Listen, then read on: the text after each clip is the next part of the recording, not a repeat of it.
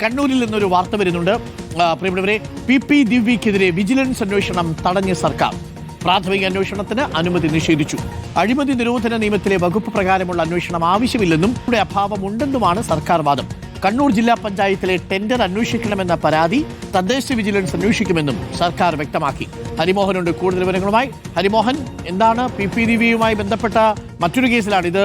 നവീൻ ബാബുവുമായി ബന്ധപ്പെട്ട കേസല്ല എന്ന് തോന്നുന്നു. വേറൊരു പരാതിയിലാണ് ഇപ്പോൾ സർക്കാർ വിജിലൻസ് അന്വേഷണം ആവശ്യമില്ല എന്ന് പറഞ്ഞിരിക്കുന്നത്. എന്ത് കാരണത്താൽ ഹരിമോഹൻ?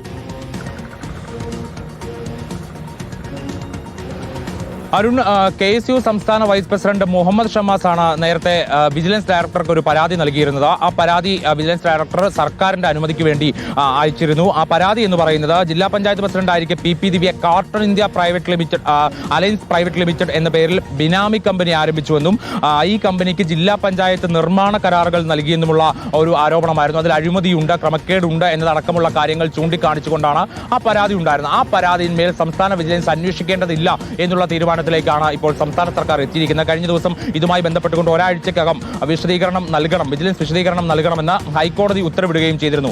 അതിന്റെ അടിസ്ഥാനത്തിലാണ് സർക്കാർ ഇപ്പോൾ ഒരു തീരുമാനമെടുത്തത് ഹൈക്കോടതിയെ അറിയിക്കാൻ വേണ്ടിയിരിക്കുന്നത്. അതായത് അഴിമതി നിരോധന നിയമപ്രകാരമുള്ള 17(1) വകുപ്പിൽ ഈ കേസ് അല്ലെങ്കിൽ ഇതിന്റെ ഒരു അന്വേഷണം, പ്രാഥമിക അന്വേഷണം നടത്താൻ കഴിയില്ല എന്നുള്ളതാണ് സർക്കാർ പറയുന്നത്. അതായത് ഇതിൽ പറയുന്നത് പ്രകാരം PP ദിവ്യക്കെതിരെയോ അന്നത്തെ പഞ്ചായത്ത് സെക്രട്ടറി ആയിരുന്ന ആൾക്കെതിരെയോ തെളിവുകളില്ല, അല്ലെങ്കിൽ തെളിവുകളുടെ അഭാവമുണ്ട് എന്നുള്ളതാണ് സർക്കാർ കണ്ടെത്തിയിരിക്കുന്നത്. അതുകൊണ്ട് ഈ നടപടിക്രമങ്ങളുടെ വീഴ്ചകൾ അന്വേഷിക്കാം, അത് പക്ഷേ തദ്ദേശ വകുപ്പിലെ വിജിലൻസ് അന്വേഷിക്കണം, അതിനുള്ള നിർദ്ദേശം നൽകിയിട്ടുണ്ട് എന്നുള്ളതാണ് ഇപ്പോൾ സർക്കാർ പറഞ്ഞിരിക്കുന്നത്. അങ്ങനെ തദ്ദേശ വകുപ്പിലെ വിജിലൻസ് അന്വേഷിച്ചുകൊണ്ട് അതിനകത്ത് എന്തെങ്കിലും തരത്തിലുള്ള വീഴ്ചകൾ നടപടിക്രമങ്ങളിൽ കണ്ടെത്തിക്കഴിഞ്ഞാൽ സംസ്ഥാന വിജിലൻസിനോട് അന്വേഷണത്തിന് ആവശ്യമെങ്കിൽ ശുപാർശ ചെയ്യാം എന്നുള്ളതാണ് സർക്കാർ പറഞ്ഞിരിക്കുന്നത്. നേരിട്ട് സംസ്ഥാന vigilance and anti corruption bureau അന്വേഷിക്കേണ്ട ഒരു ആവശ്യവും ഈ പരാതിയിൽ ഇല്ല എന്നുള്ളതാണ്. അതായത് പ്രഥമ ദൃഷ്ട്യാ അതിൽ കഴമ്പുണ്ട് എന്നുള്ളത് വ്യക്തമായിട്ടില്ല. അതുകൊണ്ടാണ് അങ്ങനെ സംസ്ഥാന വിജിലൻസിന്റെ അന്വേഷണത്തിനുള്ള അനുമതി സർക്കാർ നിഷേധിച്ചിരിക്കുന്നത് എന്നുള്ളതാണ് വളരെ പ്രധാനപ്പെട്ട ഒരു കാര്യം. അതായത് അന്വേഷണം ഇതുമായി ബന്ധപ്പെട്ടുകൊണ്ട് സാമ്പത്തിക നേട്ടത്തിന് വേണ്ടിയാണ് ഈ ബിനാമി കമ്പനി തുടങ്ങിയതെന്നും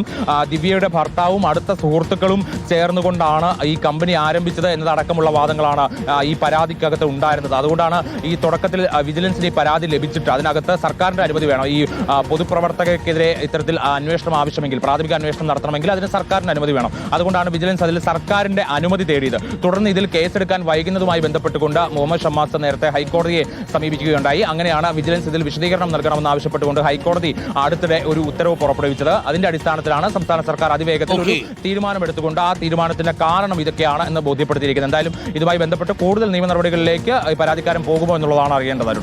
ഓക്കെ, തീർച്ചയായിട്ടും പരാതിക്കാരൻ പോകണം. പരാതിക്കാരന് ഉറപ്പായിട്ടും ബോധ്യമുണ്ടെങ്കിൽ, അതല്ലെങ്കിൽ സർക്കാർ ഇപ്പോൾ പറഞ്ഞതുപോലെ അത് തദ്ദേശ വിജിലൻസ് അന്വേഷിക്കട്ടെ എന്നുള്ളതാണ് ഇപ്പോൾ സർക്കാർ എടുത്തിരിക്കുന്ന നിലപാട്.